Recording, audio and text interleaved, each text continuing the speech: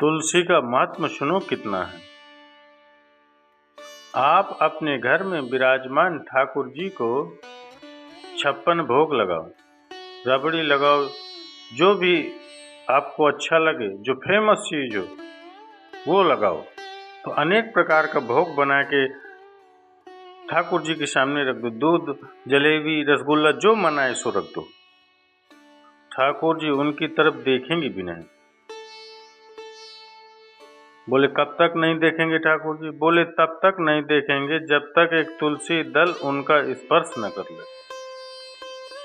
जब ठाकुर जी उस प्रसाद में तुलसी दल को देखते तो प्रसन्न हो जाते और उसे स्वीकार कर लेते। बिन तुलसी भोग लगे ना, बिना तुलसी के भोग नहीं लगता। मित्रों, आप भी जानते हो क्योंकि आप भी ठाकुर जी की सेवा करने वाले भक्त हो। तो एक बात और आपको बताएं मित्रों, बहुत से लोग ये इनके मन में संशय रहता है कि तुलसी सूख जाए तो क्या करना चाहिए। कई बार ऐसा होता है घर में तुलसी सूख जाती है तो कई लोग तो समझते हैं कि अशुभ हो गए। तुलसी सूख गई कि मतलब गई, अब तो लक्ष्मी आएंगी नहीं हमारे यहाँ। अरे क्या बात करते हो भाई। तुलसी अगर आपके यहाँ सूख गई है तो इसका एक और मतलब हो सकता है कि ठाकुर जी उसी तुलसी महारानी की कुछ और सेवा में आपके द्वारा प्रयोग करवाना चाहते। दो प्रयोग। वैसे तो बहुत तुलसी का महात्मा है, लेकिन दो चीजें अवश्य बताएंगे। सूखी हुई तुलसी की लकड़ी से आगे रुई लगाकर और उस रुई को घी में डुबोकर उससे अगर कोई आरती करता है तो सरकार इतने रीझ जाते उसके ऊपर, इतने रीझ जाते हैं कि कुछ पूछो ही नहीं।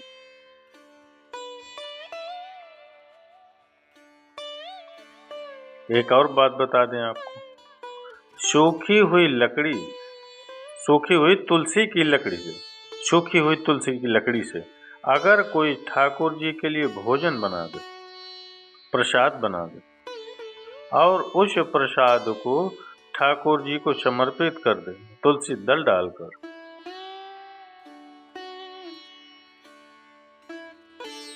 मेरे सरकार 1000 वर्ष के लिए तृप्त हो जाते।